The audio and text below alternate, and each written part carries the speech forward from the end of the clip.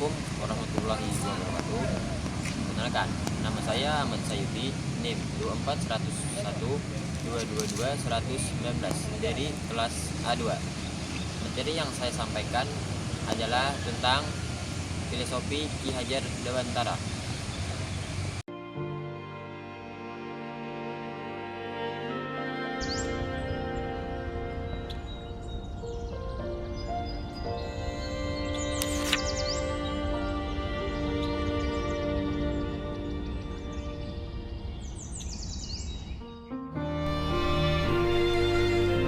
Bapak Pendidikan Indonesia.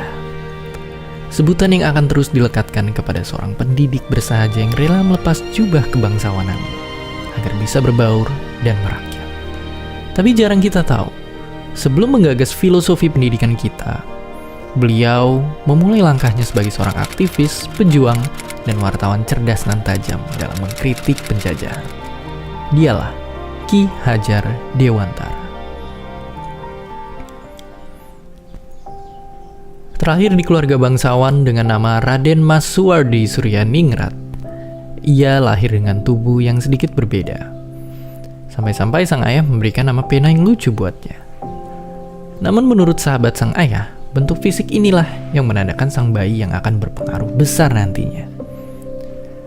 Sebagai seorang bangsawan muda, Suwardi kecil memiliki hak istimewa yang tidak dimiliki anak lainnya.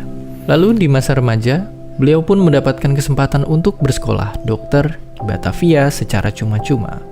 Namun dikarenakan tubuh yang sakit-sakitan, beliau harus tidak naik kelas dan dicabut beasiswanya. Walaupun pencabutan ini juga dicurigai karena ada motif politis di baliknya.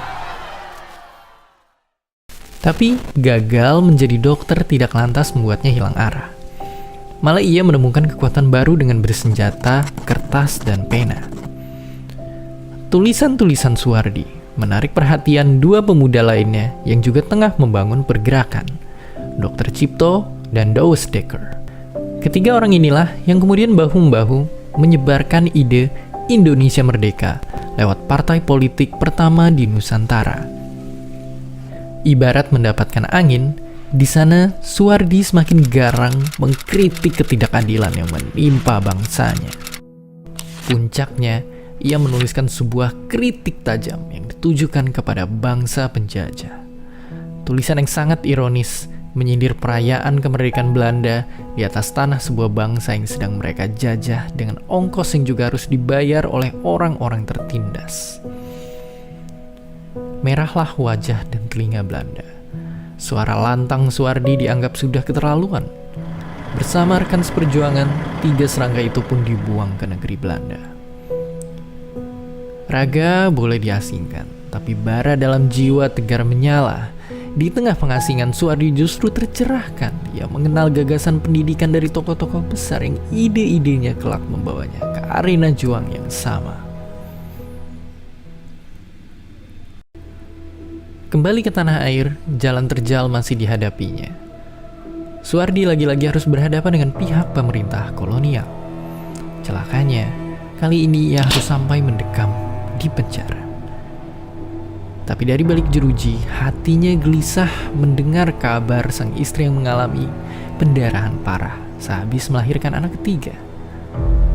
Lalu, disinilah titik balik itu. Pada satu kesempatan, sang istri mengingatkan Suwardi tentang janjinya kepada sang guru agar mau mendidik kaumnya yang masih tertindas. Bagai mendapat ilham, Suwardi pun segera bersiap lahir menjadi sosok yang baru. Ya, ketika bebas, ia lekas mendirikan sebuah sekolah.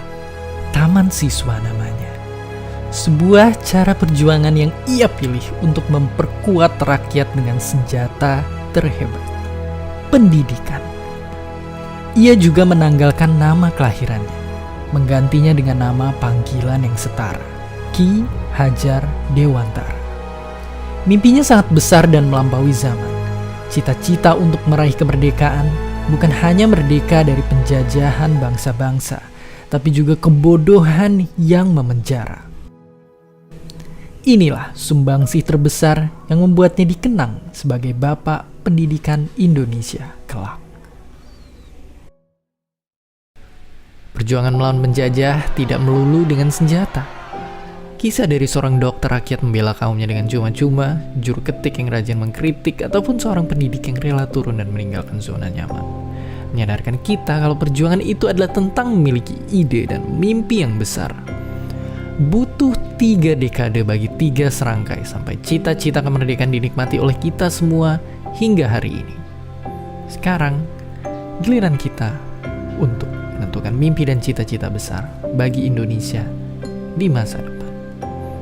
Dan seperti biasa, terima kasih.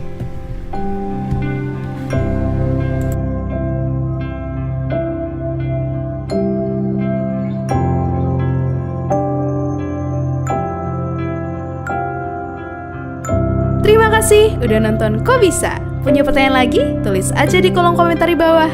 Keep asking and stay curious.